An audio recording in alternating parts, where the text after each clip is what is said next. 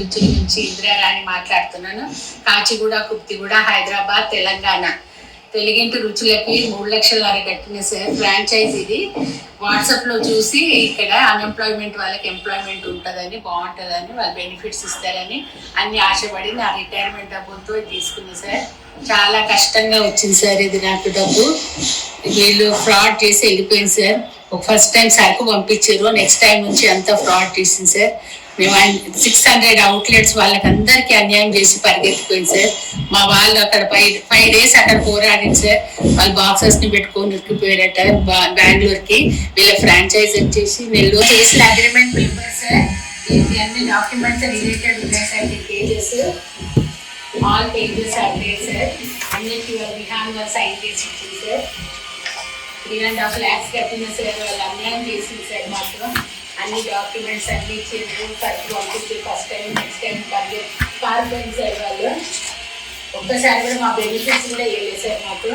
ఇది రెంట్ తీసుకున్న sir, shop rent తీసుకున్న దాని అగ్రిమెంట్ కూడా 2 months అడ్వాన్స్ కట్టిన సార్ షాప్కి.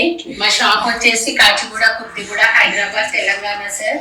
ప్లీజ్ మీరు న్యాయం చేస్తారని కోరుకుంటున్నా sir. Pawan Kalyan sir, Chandrababu Naidu sir, Lokesh sir. మేము మీ గురించి ఒకటి విన్నపత్రం కూడా తయారు చేసినాం సార్. దానికి రిలేటెడ్ అన్ని పెట్టినాం సార్. ఈ కాపీ చూసి మీరు మాకు అందరికీ న్యాయం చేయాలి సార్. మొత్తం 600 అవుట్లెట్స్ ఉన్నాయి సార్.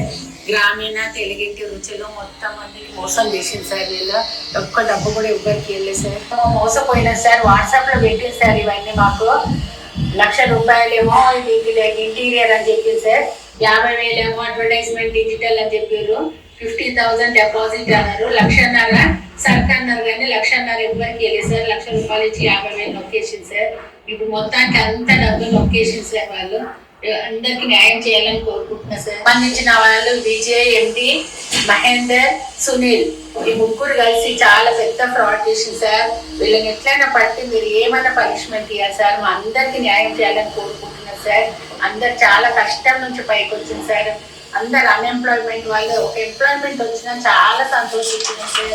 ఈ వాట్సాప్ డిజిటల్ అడ్వర్టైజ్మెంట్ మూలాన మేము మోసపోయినాం సార్.